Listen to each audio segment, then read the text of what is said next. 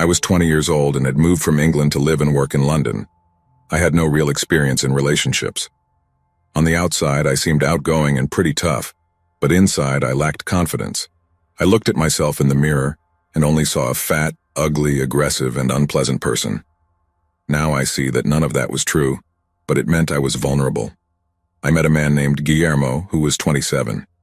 We dated, and 6 months later I moved into his apartment. There were many warning signs that I foolishly ignored until I lived a nightmare. It started with control and emotional abuse. I grew up in a tough area of a city in England and could stand up for myself. I had quite a temper. At first I would respond in kind, but it escalated to him deceiving me, assaulting me, locking me in the apartment, isolating me, playing mind games, and taking my money. There were too many incidents to describe here, but suffice it to say that in 12 months, he terrorized me to the point where I barely recognized myself. I was desperate to escape, but deep down I always knew that when I left him I'd be in danger, so I kept putting it off. One day another argument started, but this time he told me to leave. I didn't need to be told twice. I packed my things and left in 10 minutes. I didn't have any close friends because he was so vile that no one stayed around for long. I called a girl I used to work with and begged her to let me stay with her for the night. She gave me her address and let me stay with her for a month in her apartment, which was about a mile from his. This meant I had to use the same subway station to get to work. It all started one morning when he was waiting at the subway station. I heard the word whore whispered in my ear and ran through the rush hour crowd toward the train, my heart pounding. From that point on, it escalated. He would be waiting for me at the station a couple of times a week, standing behind me while I took out my ticket and verbally abusing me. He never shouted or drew attention to himself, but he called me names and threatened me in a low tone that made my stomach turn. I never reacted because I knew that was what he wanted.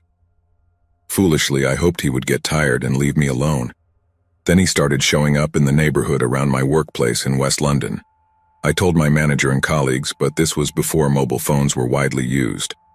Other than being on the lookout, they couldn't do much to help me. Sometimes I would see him in the distance, standing on a corner or catching a glimpse of him at the local market, and then he would disappear. I thought I was going crazy or developing paranoia.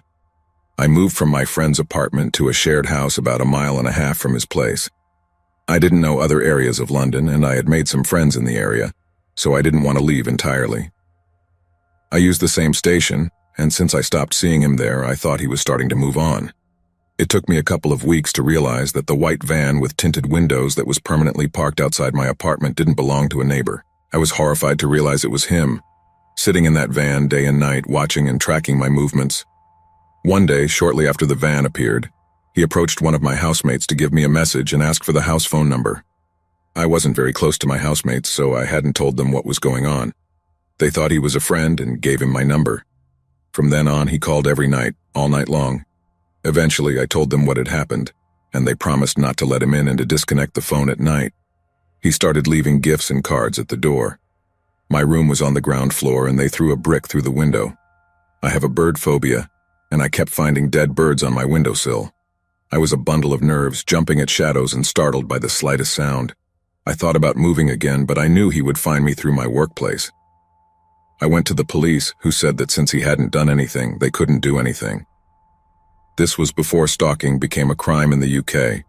I would come home to find typed letters stuck to the door asking why I had gone to certain shops, cafes, or theaters on specific days or nights.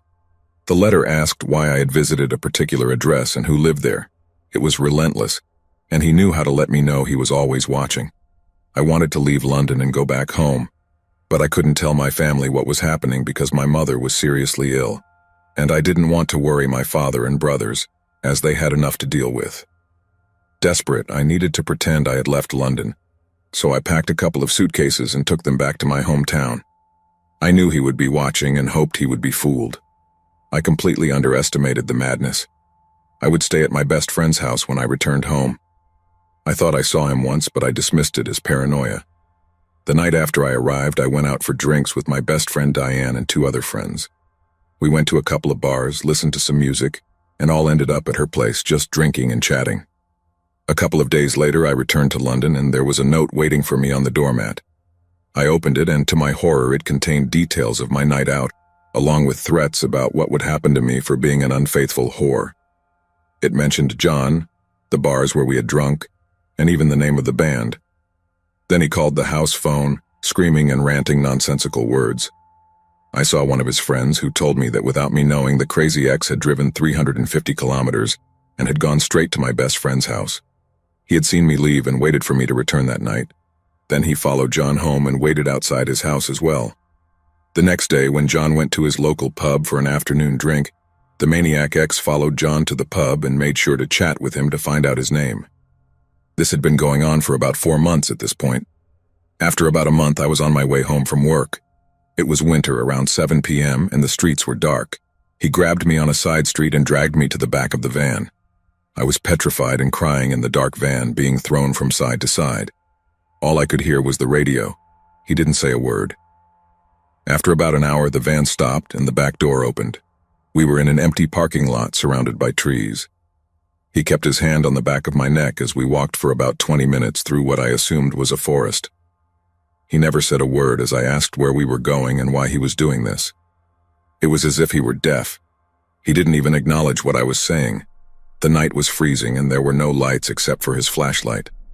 I don't know how many times I fell, and he dragged me back to my feet. Finally, we reached some kind of clearing, and he dragged me behind a tree with a stick and a plastic bag tied to it. Then he showed me a shallow rectangular hole in the ground and said it was my grave, and that he would happily go to prison knowing I was dead for all the pain I had caused him. He pulled a short, thin blue rope from his pocket, and at that moment his appearance was unrecognizable. His expression was pure darkness, and all I could see were his eyes, which seemed crazy and pierced me with their gaze. He had his hand on my throat and the rope in his other hand. I swear I've never been so scared in my life. I was shaking with terror, and I knew that if he brought the rope near me, I would wet myself. I honestly thought that clearing in the woods would be the last place I would ever see in this world. Suddenly, I knew with complete certainty that I had to stay calm if I wanted to get out of this alive.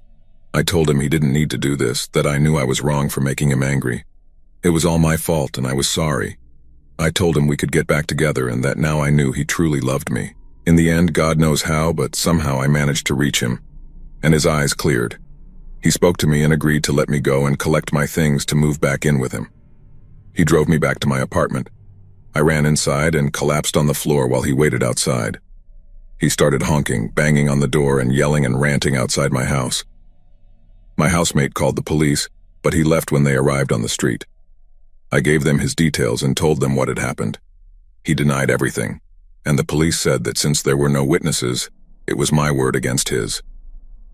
The police told me they had warned him, but ultimately they couldn't do anything without evidence.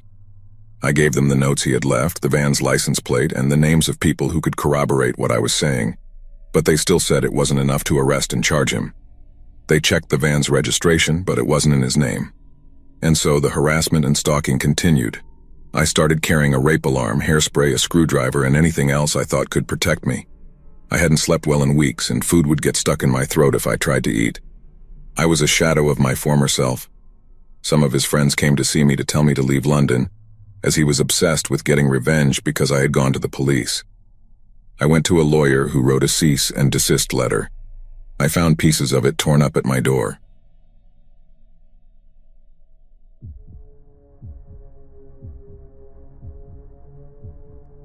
A few years ago, I went to a party at a mutual friend's house.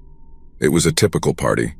Lots of alcohol, loud music, people passed out in random places, etc.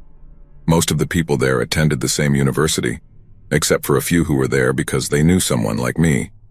I wanted to leave the state where I grew up, but I wasn't sure what I wanted to do after high school, so I moved in with a friend and found a decent job while figuring out my life.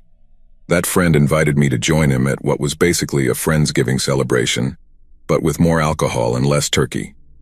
I was going to be alone that year since my parents were going to Italy for their anniversary, and I didn't want to waste a trip home if they weren't going to be there. So I thought, why not? Free beer, free food, and free entertainment. It was exactly what I expected. I didn't know many people there, but I talked to some. My friend introduced me to a few, and we all joked around and hung out together. After chatting and drinking for a while, I went to look for a bathroom. On my way, I passed through the living room, which had huge front windows, and on the front porch there was someone sitting on the half wall, and it looked like they were reading. Who goes to a party that loud and tries to read? So after going to the bathroom and seeing her still there, I decided to join her. Her name was Vanessa, and she was actually reading. She said her friend had brought her to help her get over a recent breakup, but she was also really into that book, so she brought it along. I used to read a lot in high school and got teased for it, so I felt like I had something in common with her right away. I didn't have time to read anymore, and I envied that she found any moment to do so. We started talking about books, and she even suggested a few audiobooks for me to listen to. She showed me an app to use and things like that. We talked for what seemed like hours until we realized the house had quieted down quite a bit, and many people had either left or passed out. She hadn't been drinking, and my friends and I had come together, so seeing that he was passed out somewhere, she offered to drive me home, and I accepted. I felt bad because it was around 1 in the morning and she was willing to take me home, so I offered to make her some coffee or something. But she declined, saying she had things to do early the next morning, but she would call me. So we exchanged numbers and I went to bed.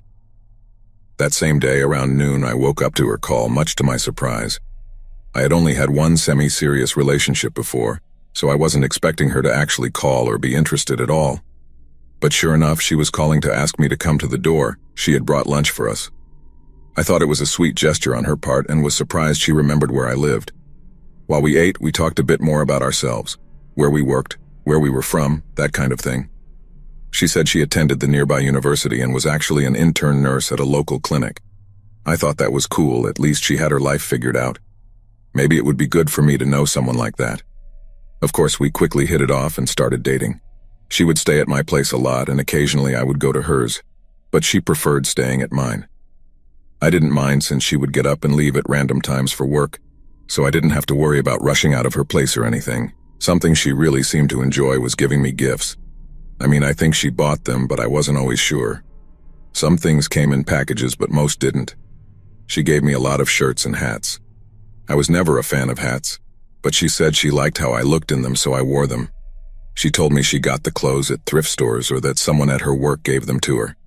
Just things like that. Again, I thought it was normal. I didn't mind secondhand clothes, except for the fact that sometimes they still smelled like the previous person. But that's why you're supposed to wash those things, right? I think the strangest gift she gave me was a pair of shoes that were too small for me. I told her they didn't fit, but I kept them anyway because I didn't want to seem ungrateful. She always seemed ecstatic when I tried on the things she gave me, almost squealing and hugging me. I thought I should be happy to receive gifts, but I think she was really more excited about it. Overall, the first few months were great until I started noticing her quirks that would set her off. One thing I noticed was that she became more jealous or territorial, I guess. When we went to a restaurant or something and the waitress smiled, called us sweetie, and made small talk, doing her job, Vanessa would start acting mean. She would make faces at the waitress or even at me sometimes. Again, never having experienced something like that before, I would just calm her down. I'd say the usual things, that I only needed her and all that. It wasn't a lie. I wasn't the type to do that. But it wasn't a bad feeling knowing she got upset just thinking about it, It was like a little ego boost. She was always so curious about where I was going, what I was going to do during the day, which I interpreted as her just being clingy. Since she acted that way, I thought it would be reciprocal to ask her what her plans were for the day, and then she just exploded, saying that was none of my business. I'd never seen that side of her before, so I just apologized and did my best to comfort her. When she finally calmed down, she explained everything to me. Why she was so jealous but also so defensive. She said it was because of her ex. She had been with this guy for a year, and apparently it was hell. He would go out at all hours of the day and night and refuse to tell her where he was going, always making up lies or excuses. She said that if she asked too many times, he would lose it, throw her to the ground, and beat her until she was unconscious. She said she stayed with him out of fear that he would hurt her if she tried to leave, until she finally found out that she was basically the other woman. This guy was engaged and had a child on the way. She was devastated, but that finally pushed her to pack up and leave him while he wasn't home, and she hadn't seen him since. All I could do was comfort her and try to convince her that I wasn't like that I wasn't that kind of person. So, keeping that in mind, I tried to be more understanding of her questions and jealous comments, knowing what she had been through. Now that part wasn't a lie. I did my best to be very open with her about where I was going, who I would be with, but I was also very cautious about where she would be on certain occasions. She would leave early in the morning sometimes, as well as late at night, like when we were already in bed, and she always said it was for work. I didn't think much of it at the time since some nurses are on call, right? That's normal. But then I started thinking about it more. Would an intern nurse be on call? Or if they were, would it be at all hours of the day? I didn't know how to approach it or question her because of her past relationship, so I tried to casually ask while we were eating or something, if she was on call that night or something like that. I was pretending to want to make plans or do something together. There were a few occasions where she would say no, but then she would end up leaving anyway, saying she had to work. I still wasn't getting answers.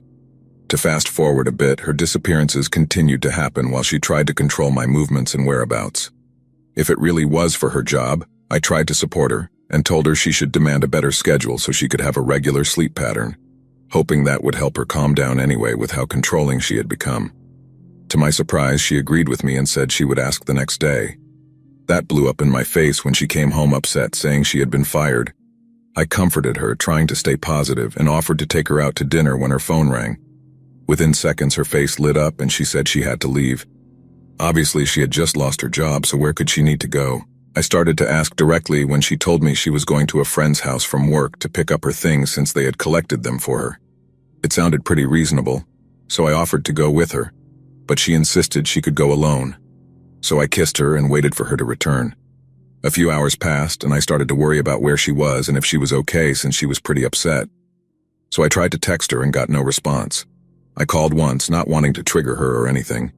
When she answered in almost a whisper, she said she was on her way back, and before I could ask why she was whispering, she hung up. Shortly after, she showed up and practically slammed the door open, startling me in my chair. I had started to doze off, so it took me a minute to realize she was here. But instead of a box with what I expected to be office supplies, she was holding a puppy. She also wasn't wearing the clothes she had left in. She was in a wedding dress. I approached her, asking what the hell was going on when she started yelling at me that she didn't have time to explain, and asked me to drive her somewhere. That's when I told her I wasn't going anywhere until she told me what was going on. But as I got closer, I noticed something on the dress and it looked like blood. So I stepped back and asked again what the hell had happened. She started getting hysterical and ran out the door when shortly after 2 or 3 police cars arrived at my house. They told us to get on the ground, handcuffed us, and all I could think was to scream, "What did you do?" I had to give a full statement to the police about what I had been doing that night, how I had met her, and if I knew a guy named Valentino. And that's when everything finally started to make sense. Vanessa didn't have a crazy abusive ex-boyfriend. She was the crazy ex, and in fact, not even that. This guy Valentino had kissed Vanessa at a party, and she became obsessed with him, but he was already dating someone. Apparently, he tried to tell her it had all been a mistake, but she wouldn't take no for an answer. She stalked him, harassed him, and all that. Then when she found out he was engaged, she started doing the same thing to his fiancée, but it became threatening. She actually ran into Valentino's poor fiancée at a store and attacked her, punching her, scratching her, everything. And that's when they filed a restraining order. However, someone had been breaking into their house and stealing strange things like clothes and shoes. She did work for the clinic, that part wasn't a lie, however. She was fired because she would randomly leave without notice to go watch this guy when he went to lunch or home. And when she was fired, she broke into their house once more, stole this woman's wedding dress, and then tried to kill her. Valentino came home and caught her, luckily stopping her too, but she topped it all off by taking their dog. And her brilliant idea was that they didn't know where I lived, so she came to my place. But the police were clearly following her, already knowing about the restraining order and what she was driving. I guess I had to convince the police I didn't know anything about this, and I hope I proved it because I had to be a witness at the trial and heard most of the details there. I tried to talk to her afterward to try and understand what she was thinking, but as she explained her reasoning, all I could think was that she was absolutely delusional. Where was the person I had met about 6 months earlier on that porch? So I definitely ended whatever we had going on right there. I was there for what they needed, returned the guy's stuff, and we both apologized for what we had been through, and I moved on. I'm still single because that was a disaster, and I don't think I'm ready to try again. At least not yet. Not to mention, I don't want to end up becoming another Valentino.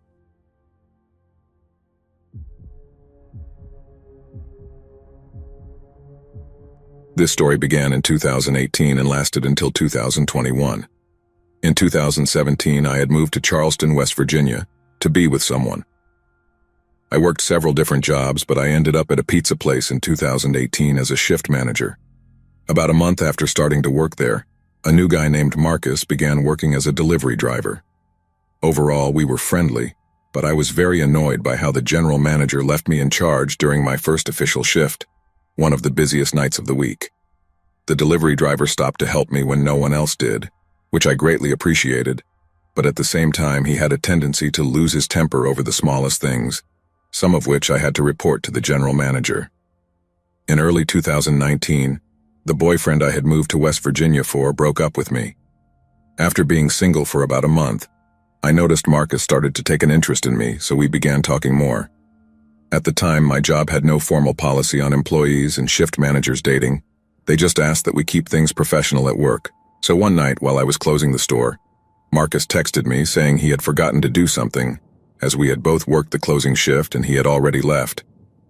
I was closing the store, doing the final safe count and making sure everything was clean before leaving. I let him back into the store and he kissed me. Soon after, we started a relationship and everything was going well until I lost my housing after my ex and I broke up. I moved in with a friend, but there was an issue with the landlord who didn't want me staying there, so I had to leave. I told Marcus about this and he took it as if I was pressuring him to let me move in with him. He ended up ignoring me, but later came back and apologized, and I accepted his apology. At that point, I had finally found a place to live and was about to move in. He convinced me not to move in with the person I was going to live with, and instead he bought me a car and I moved into his house. I moved in and everything was fine for a month or two. Then he started telling me I was lazy, despite the fact that I was working full-time, and that it wasn't enough, so I ended up getting a second job. He continued to get more and more angry, and sometimes I was really scared of his blind rage. He also used to smoke synthetic marijuana. I hated being around it because it gave me migraines, and the situation worsened over time. I think one morning I made a comment about how he wouldn't be so tired if he hadn't stayed up all night getting high, and that enraged him. I was in the bathroom getting ready for work when he stormed upstairs, pushed me against the bathroom wall, and my neck hit the towel bar. I had bruises on my arms and the back of my neck. When I got home from work, he had left me roses and jewelry, apologized, and we left it at that. I thought that was the end of it until his next episode. I came home from work and was sitting on the bed watching TV when he suddenly grabbed a chair and started smashing the TV with it, in a totally unjustified fit of rage since I hadn't said anything to him. Then he looked at me and said, "Look at what you made me do." He then cleaned up the broken TV, apologized to me, and the next day, he bought a new one.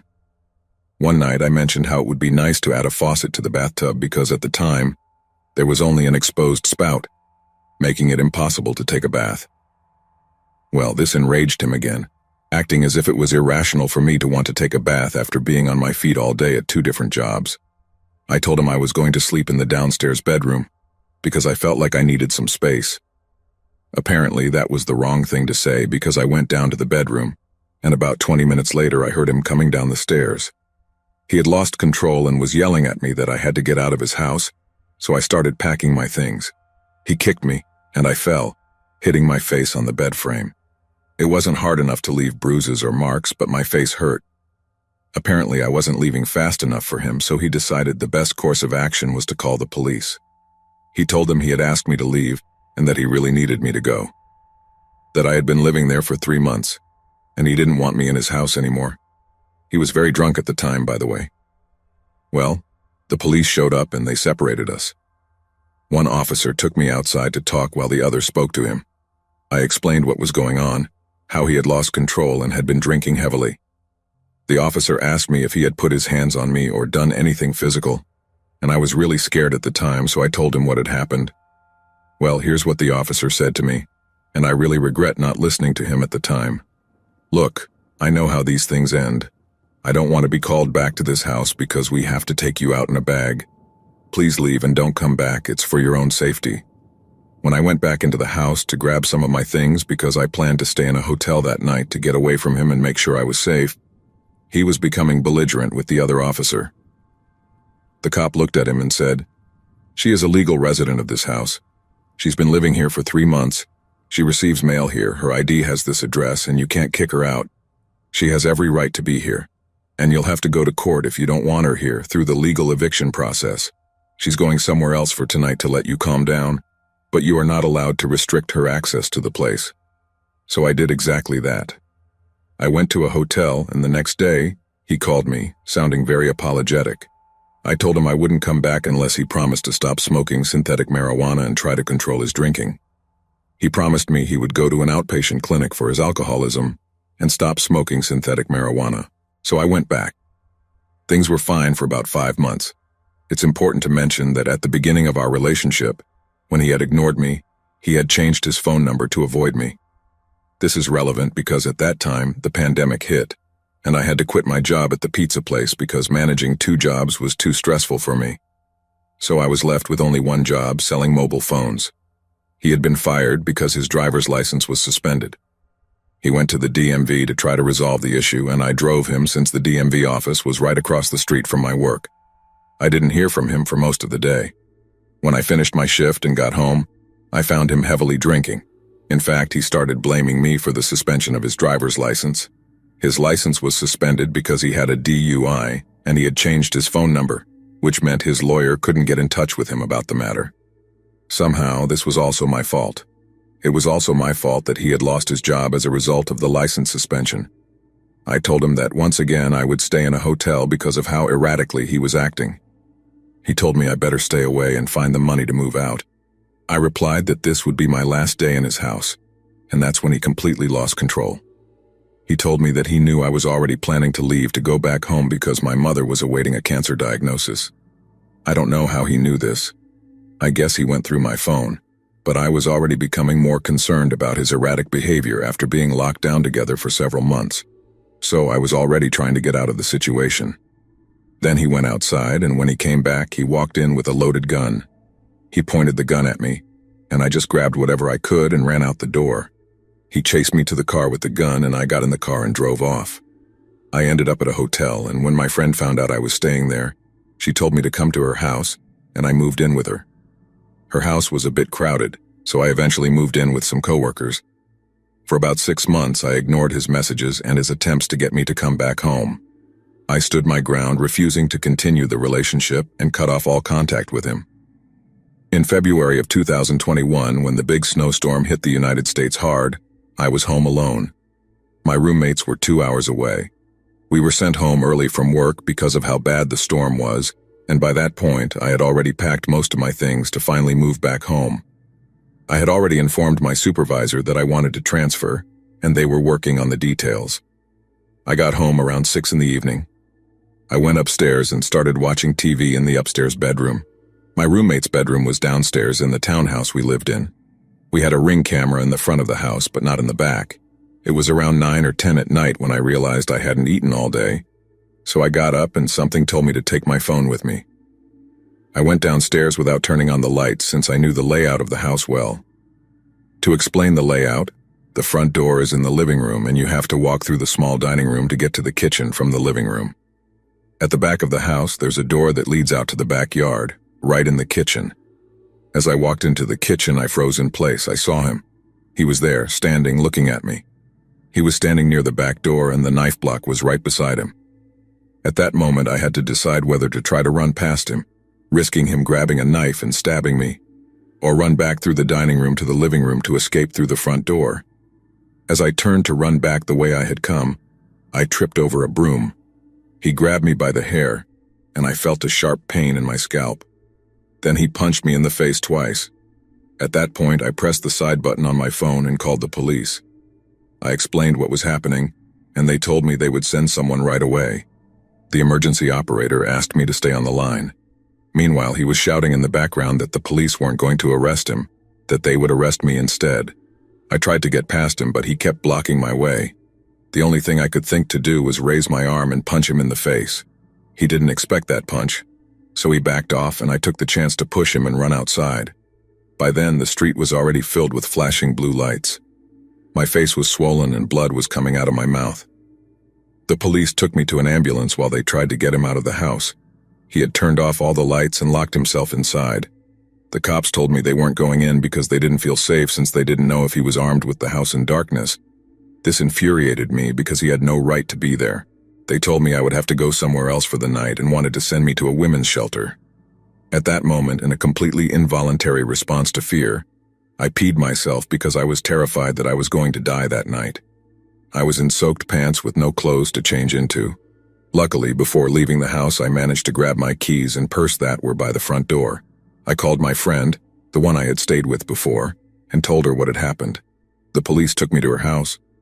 When I arrived, she met me outside the house and immediately hugged me. She didn't care that my clothes were soaked. She just knew I needed comfort at that moment. Her brother was also at the house and came out to help me up the icy stairs.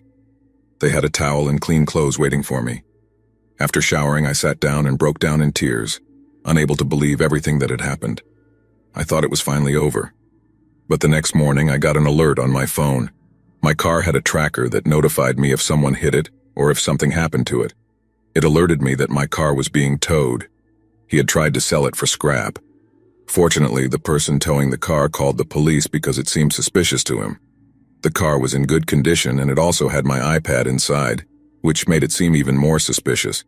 So he called to let them know where he had left my car. I had to hire a tow truck to pick it up and bring it to my friend's house. I finally got a restraining order against Marcus, and my job expedited my transfer to another state for my safety. They gave me all the time I needed before returning to work, knowing I wouldn't be in a good state to work soon after everything that had happened.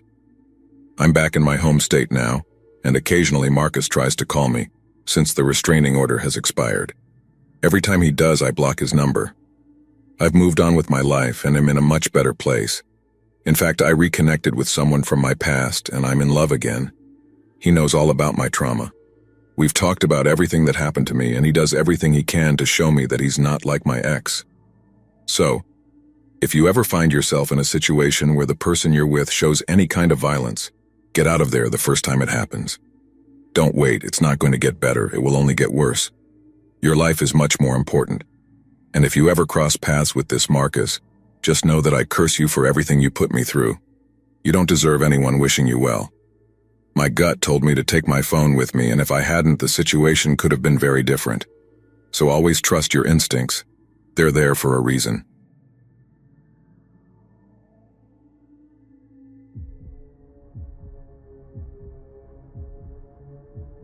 This is a long story as it has been unfolding for over 5 years. In fact, I already posted this story before, but there are some very good internet detectives here on YouTube who managed to figure out both the ex-beauty queen's identity and mine as well. I don't really mind revealing my identity, but I didn't want it on my actual account, so I deleted it a while back. The reason that prompted me to repost today on a throwaway account is that it's cathartic. Last week, another court date for the harassing ex-beauty queen came and went. We were hoping things would move forward with her pleading guilty or not guilty, but no luck. We just got another vague reason why she wasn't ready and a new court date set for several months from now. There have been many court dates since she was arrested.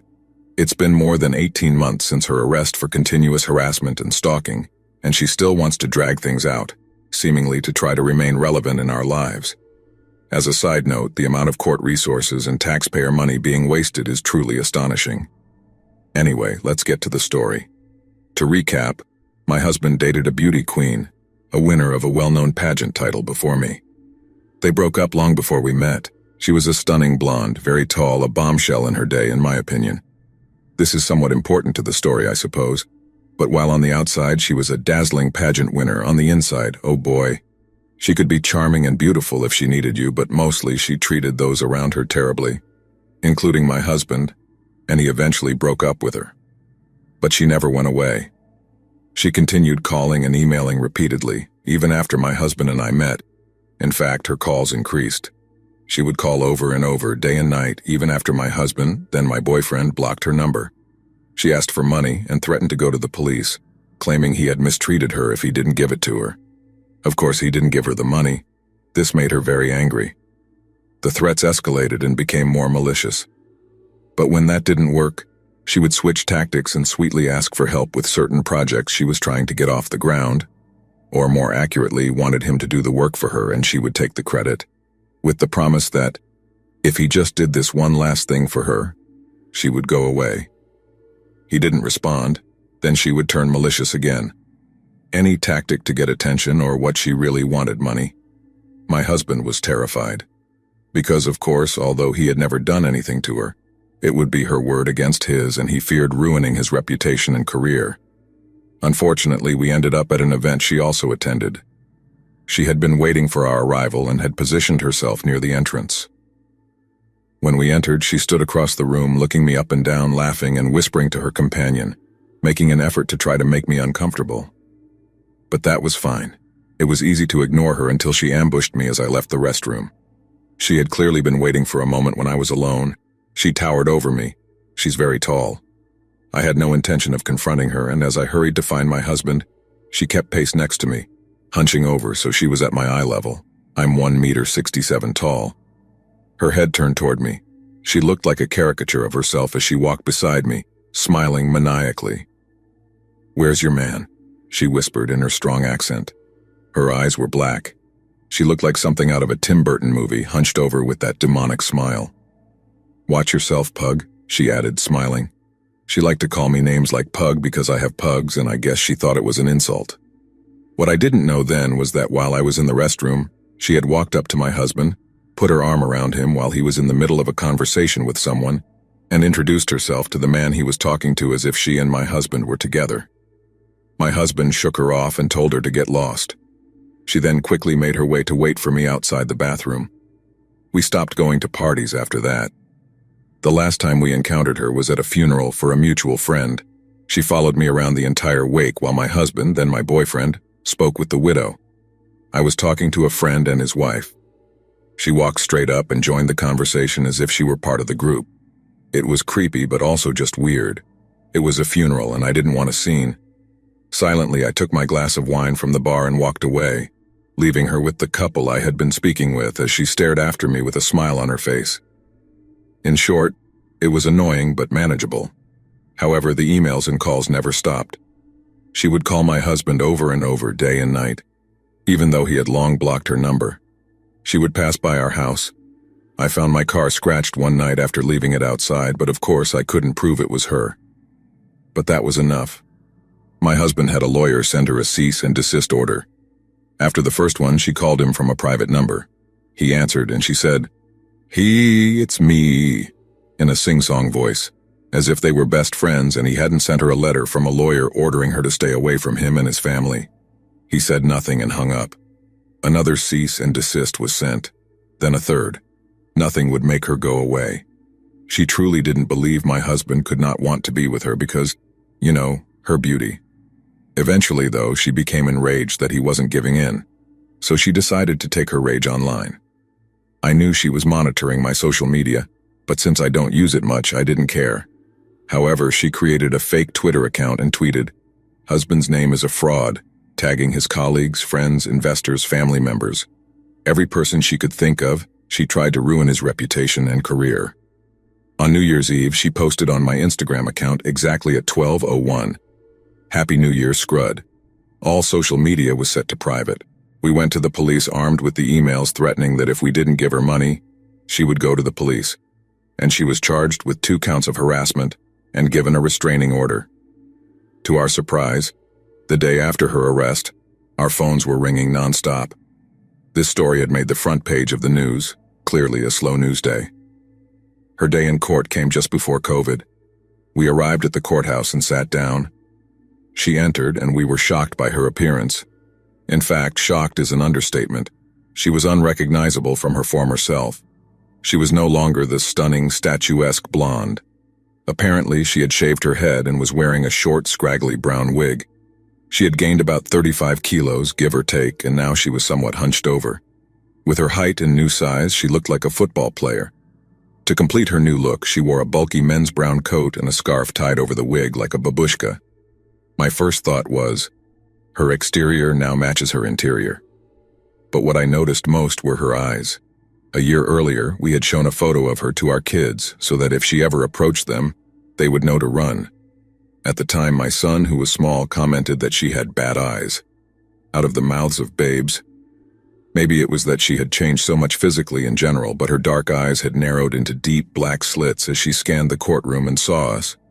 During the hearing, she would occasionally turn around to look at us and glare. Then she would whisper to her lawyer and laugh as if she were having a grand time. She had a pair of large, cheap sunglasses that she kept putting on and taking off intermittently. When addressing the judge, she put them on, and he asked her to remove them. We thought she was putting on a brave face and treating the whole thing as a joke, but we were about to find out that being arrested wouldn't stop her. The restraining order didn't seem to affect her at all. If anything, it made her even angrier. From then on, every day, day and night, she would post from multiple fake social media accounts, posting pictures of me and my husband.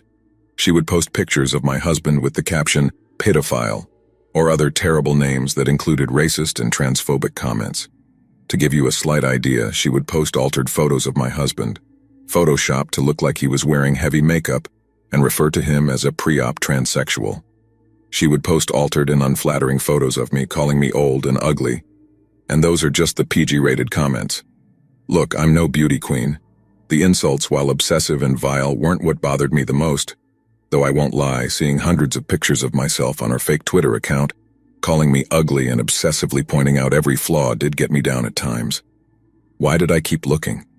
Because it was like peering into her crumbling, deranged mind, in case there was a clue as to what she was capable of or what she was planning to do next. Because it wasn't her insults that worried me. What bothered me the most were the sinister captions. "Keep an eye on your kids because I'll be watching," or "Why not plant some flowers in your front yard?" Or "Be nice to your kids because you never know what could happen." "How was your Uber Eats order?" she asked in another post. She would post pictures of me with an arrow pointed at my head, which I interpreted as a gun pointed at my head. She posted pictures of my husband's workplace, which she wasn't allowed to be within 2 blocks of according to the restraining order. But the police said that could just be a photo she got off the internet. I sighed. She would post quotes from Agatha Christie like, "Every murderer is usually someone you know well, or your end is near." Her Twitter cover photo was one taken from a movie poster about a stalker, as if she were in on the joke. We called the police again, but they said they couldn't do anything since she hadn't explicitly tagged us. I took screenshots of everything. Many of her posts were nonsensical, but others, like the monstrous altered photos of us with ominous captions, were unsettling. But we just couldn't get her account shut down. I became anxious whenever my kids went outside to play basketball in the driveway. My elderly mother didn't want to take the baby out in the stroller. She was too scared. It affected all of our lives. Life became dramatic. The ex-beauty queen tormented us with phrases like, "Catch me if you can." She posted close-ups of her dog's genitals or a piece of her dog's poop with my name next to it, with the obvious implication. It bothered me that she now had a dog, as I don't believe someone like her could take care of anything living. And then the call started again, this time to our landline. Yes, I know we still have a landline, haha. She would say nasty things and hang up like, "Karma's coming for you," or make strange calls as if reciting a spell. Sure enough, she posted pictures of a pentagram and candles and some kind of altar with the caption, "Ring ring." Finally, and I do mean finally, the police asked us to come in and give video statements. We gave them a disc with thousands of screenshots of the posts she had made. She was arrested again and charged with 2 new counts of criminal harassment. My husband was furious at this point, but as Mama Bear, I just wanted it to end. She mentioned the children frequently and ominously in many of her online posts, calling them rude names I won't repeat here because those are the things that bother me most. The judge also issued a ban on her using social media. By the time she was arrested for the second time, her fake Twitter account, which was literally mostly insults or references to my family, had 16,000 tweets over a period of 3 months. She had no followers, so they were just for herself. The tagging of inappropriate sites stopped, and things calmed down significantly, though I still receive friend requests that I believe are from her. But at this point, we were all on high alert. I kid you not, I would feel weird going into my kitchen at night to make a sandwich, feeling uneasy, as if she were outside watching. I put nothing past her. Nothing is more dangerous than a desperate woman with nothing to lose, which, by the way, was one of the quotes she posted. I don't know what's wrong with her. I believe from what I've researched that she's a malignant narcissist. Maybe with other mental issues involved, but I can say she was a terrible person, long before she decided to try to make our life miserable. A crazy beauty queen turned stalker. I would love nothing more than to never encounter her again, but if going to court helps keep her away from us forever, so be it. As a side note, we heard from a reliable source that after my husband broke up with her, she became well known to the police for other reasons. While my husband dodged a bullet regarding her threats to go to the police saying he had mistreated her, Apparently other men haven't been so lucky. Since I can't post pictures, I'll leave you with one of her quotes, one that might not make much sense, but for us it was a statement that she enjoys this long legal process. Many of her posts are in her native language, so this is a translation. Violent women and the cruelest ones never answer questions. They like to continue the misunderstanding indefinitely. That's why I seek to contact people just to torment them. My cruelty is my last attachment to the world and my last cry.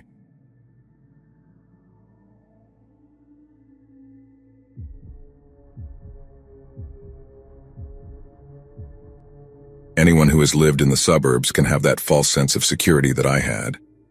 I grew up in the rural suburbs, and most of my trauma was at school, or inflicted by an adult in my family. So my fear was much greater toward those I knew than those I didn't. The story would be too long if I told everything, and it would probably be deleted, about the kind of abuse I suffered growing up at the hands of family members I trusted. But it was bad enough to make me run away when I was 18. My parents had their demons and enormous flaws, but they loved me and desperately tried to get me to come home. Between my mother's prescription drug abuse, the allure of new teenage love, and the shame of going back, I lived with an abusive man and his father for about 6 years, of which we were a couple for 4. Too scared to return to my parents, I stayed and endured this physical and mental abuse to the point where my family looked at me in horror. But as an adult, they couldn't do anything. I'm telling you all this so that you can better understand why I allowed my ex's cousin to stalk, torment, and hurt me so much. I was afraid to turn to my parents, both out of shame and fear of certain family members and afraid of getting into trouble.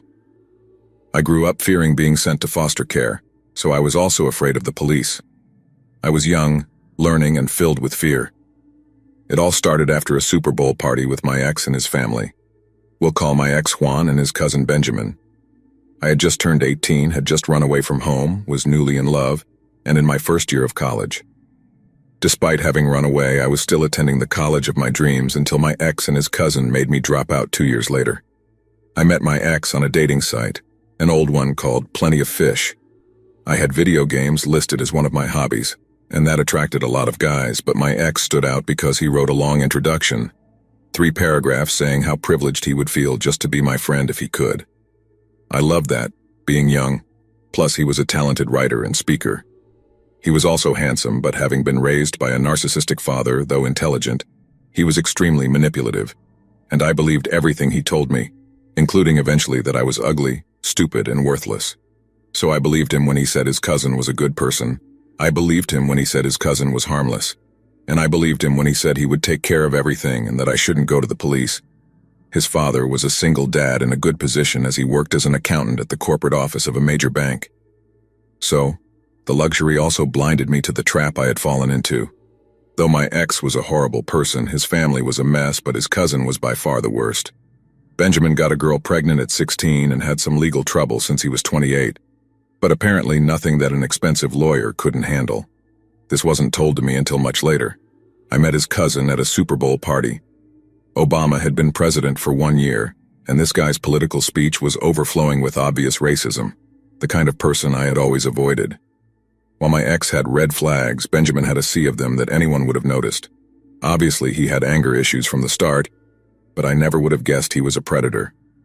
During halftime, he sat me on his lap, grabbed my phone, and put his name in my contacts as White Rabbit, then called himself while looking at my ex's family and my ex, hoping they would help me, but they simply ignored it. Even when I left crying, no one asked if I was okay. They just acted like nothing had happened. I didn't know what awaited me the next day. A flood of text messages. The ones I remember most were telling me that my ex was a bad boyfriend and that I should leave him. The one that disgusted me the most was, "Do you know why I put my name as White Rabbit?"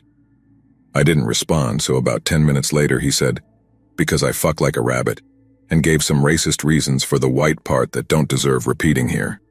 He continued sending me messages about how he couldn't believe he had met a real WoW gamer girl, World of Warcraft.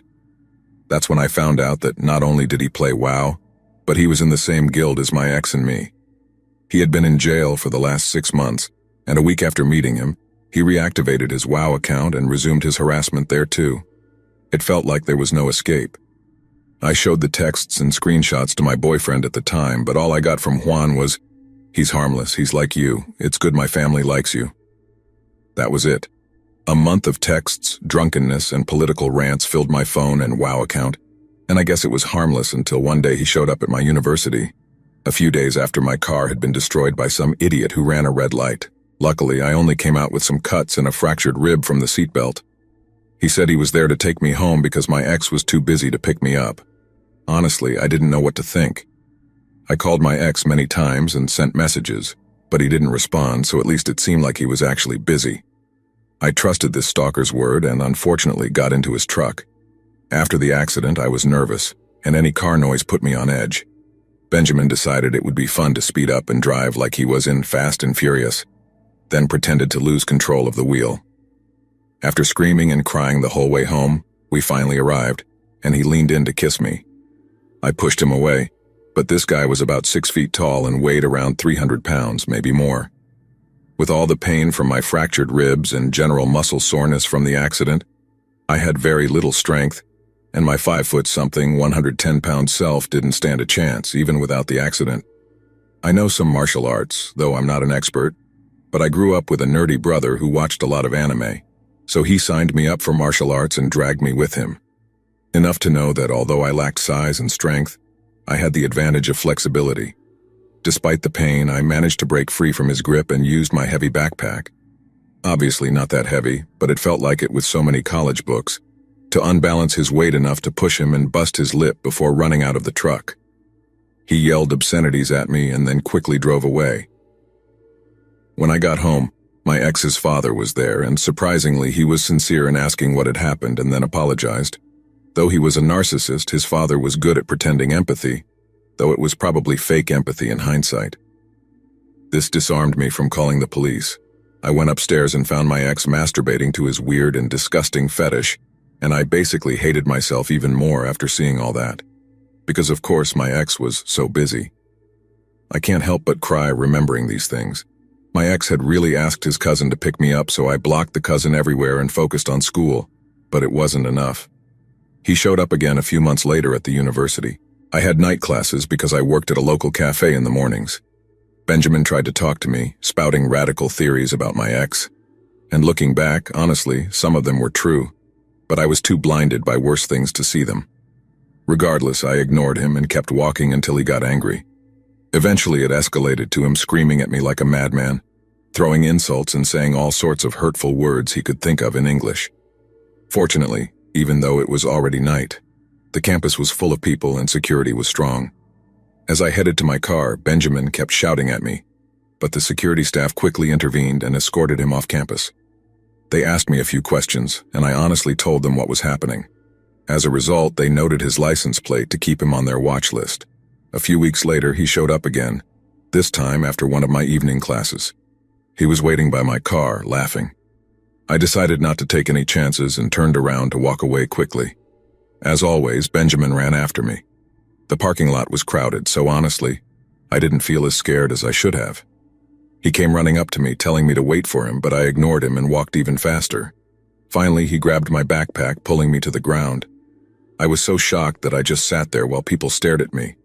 Benjamin was yelling, saying it was my fault, that I was an idiot for not listening. After what seemed like 2 minutes, though it felt like an hour, 3 men, 2 big and 1 skinny, quickly approached and told him to back off. I don't remember exactly what they said, but he eventually walked away. Campus security arrived shortly after, escorted him off campus again, and urged me to file a police report. Stupidly, I called my ex to tell him what had happened. He drove to the campus, which took him about 30 minutes, and convinced me not to press charges because his cousin would lose custody of his daughter. Incredibly, I fell for that excuse. In hindsight, Benjamin should never have been around children. After that, Benjamin started showing up at my job too, specifically asking for me to be his waitress. I had to explain to my boss why I couldn't serve him. In response, Benjamin told my boss that I was a terrible person and didn't want to serve him because I hated fat people. He said all this loudly, making all the customers in the place uncomfortable.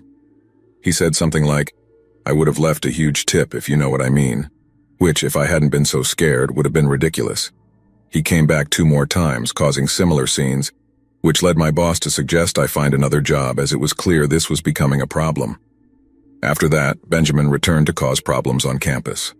One night I stayed late in the library working on my midterm project, which counted for half of my final grade. I stayed until the library closed on a Friday night. That part of campus was completely deserted on a Friday night. Everyone was usually at the dorms, frat houses, or bars off campus. Normally, the parking lot was full, but that night there were only about 10 cars when it was usually so packed that people had to park on the grass. When I left the library, which was already locked up, and turned the corner toward my car, my stomach sank. There was Benjamin's green truck, with its ugly chrome wheels and eraser mark stripes, parked right next to my car. I turned around and ran back, only to find that the library doors had locked behind me. I hoped he hadn't seen me, so I ran into a nearby wooded area, not very dense, trying to calm myself down as I started having a panic attack. As I tried to collect myself, I saw Benjamin's truck moving slowly as if searching for me. After a while, he started calling my name. It was completely dark and I didn't dare take out my phone because I was afraid the light would give me away. He had definitely seen me when I turned the corner toward my car. I stayed there behind a tree, trying to control my breathing and crying, which was almost impossible while having a panic attack. When he turned off the truck's engine, I knew that the sound of the motor could no longer cover the noise of my labored breathing. I was paralyzed except for the uncontrollable shaking of my body. I couldn't move. At that moment, someone exited the library. I thought that was my chance. I grabbed my papers and ran. I'm not a runner, but years of playing softball taught me how to sprint fast under pressure. I ran toward my car, turned it on, and my hands shook as if I were freezing. As I drove away, I almost crashed multiple times. Meanwhile, Benjamin got back in his truck and started following me with his high beams on until I passed by a campus police patrol. I stopped my car next to them and Benjamin quickly drove off. I couldn't move. I just sat there crying and hyperventilating while a police officer knocked on my window. I barely registered it. Eventually, he opened the door and asked if I was okay. I could only shake my head. My mouth was too busy trying to catch my breath from the panic.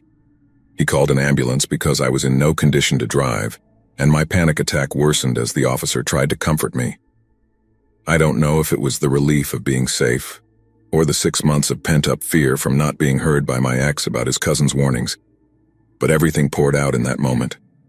They gave me an injection in the ambulance to calm me down, and I soon realized why my panic was getting worse. I was having an asthma attack, the first in years, so I hadn't even been carrying my inhaler. They noticed it much sooner than I did. It wasn't just a panic attack. I hadn't realized in my panicked state that I was gasping for air. After full treatment, the police came into the hospital cubicle, which was curtained off, but the sounds of chaos in the emergency room were everywhere. I couldn't focus. I was so drugged on tranquilizers and strong asthma meds that when they asked me questions, I just nodded, honestly not understanding fully what they were saying. They realized I wasn't in the right state of mind and told me they would come back later. Shortly after, I fell asleep, and I don't know how much time passed before I woke up to find my ex and his father there, as they were my emergency contacts in my phone. After the hospital got my insurance card, which was under my dad's name, the receptionist told me I really should call him. So I did at 4 a.m. At first he sounded angry, and I was afraid he'd be upset with me, but soon he said he was on his way and hung up.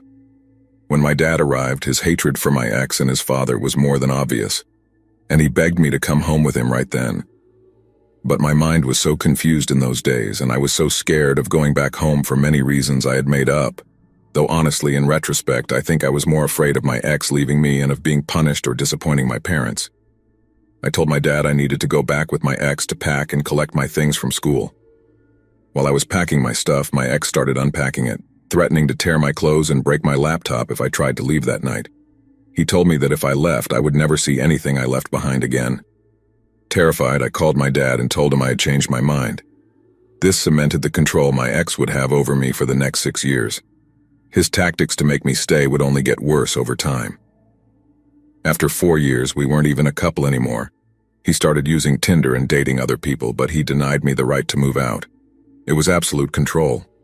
The police called me a few days after the incident, but by then, I was too afraid of my ex to press charges. My ex and his cousin were both only children and were very close. 5 months later, I dropped out of college due to the constant paranoia of always looking over my shoulder. Benjamin broke my car window and left a dead raccoon inside. That was the breaking point. I became a recluse. I barely left the house and was too scared to get a job. My life became a cycle of fear. I gained weight, and my ex used that to make me feel even more worthless. I cried so much that, eventually, I was numb most days. I was so ashamed and scared that I couldn't bring myself to turn to my parents. 4 months after dropping out of college, Benjamin brought his child to visit us. He pointed at me and told his child, "That's Mommy." The child said, "Mommy," and I didn't know what to think. I walked away, which made the child start crying. Then Benjamin said, "What kind of bitch makes a kid cry like that?" My ex and his father laughed at that. After about an hour, Benjamin left, I assumed to take the child back to his mother or whatever, and then returned to get drunk with my ex. That night, without going into details that could get this post deleted, he left me absolutely broken. This happened at least 10 more times until my ex broke up with me but refused to let me leave. I moved into one of the guest rooms and locked the door. I barely left that room for 2 years. I ate very little because I had no appetite and I was too depressed to have any energy. Whenever my ex's cousin came over, I would go into a panic. They would get drunk together and threaten me, but fortunately, my ex was scared enough of his father not to break down the door. One afternoon, while I was making food in the kitchen, trying to regain my physical and mental strength, Benjamin had spent the night there. He approached me from behind while I was cooking and started touching me. I rejected him, telling him to back off, which provoked a violent response from him. I won't go into details, but I ended up needing stitches. They both yelled like crazy every time they were together. Until in the 6th year, I couldn't take it anymore. I packed all my things into garbage bags, threw them out the window in the middle of the night, and then filled my car to the brim. Luckily, I had a hatchback. I drove around the city crying, even doubting myself at times, wondering if I should go back, feeling a bit nostalgic. I was in a very dark mental place, but I had the idea to call my older brother's best friend, whom I had briefly dated in high school. I saw that he had posted weeks ago that he needed a roommate, so I asked if he still did. I moved in with him after spending a few nights sleeping in my car. I still couldn't bear the idea of going home since my mother had completely lost her mind mentally, and I couldn't go back knowing I would have to take care of her when I myself needed to heal. I lived with him for a year with very cheap rent until I met my current boyfriend. I got my IT certification and a job at a wildlife shelter, where my boyfriend works as a wildlife biologist. The scars began to heal. Although I'm still in therapy and almost 30, I can honestly say it's been a hell of a journey. I got sick 2 years ago and can no longer volunteer in the field, but I still help with fostering animals. My boyfriend bought a house that belonged to his family, and we live there, taking care of wildlife and stray pets until they find a home or can be released back into the wild. I have a rare condition, so rare that it's been identified but isn't a sexually transmitted disease. It's a long-term virus that my body can't fight off as it normally would, so unlike others, I haven't been able to fully recover. Still, I work from home and take care of the animals. Things are much better now than they were before. Mentally, I have many hurdles to overcome, and physically, I feel a lot of pain. But even so, it's much better than the years before meeting my current boyfriend. One thing I must say is that all of this started with an online relationship. That was the first trigger.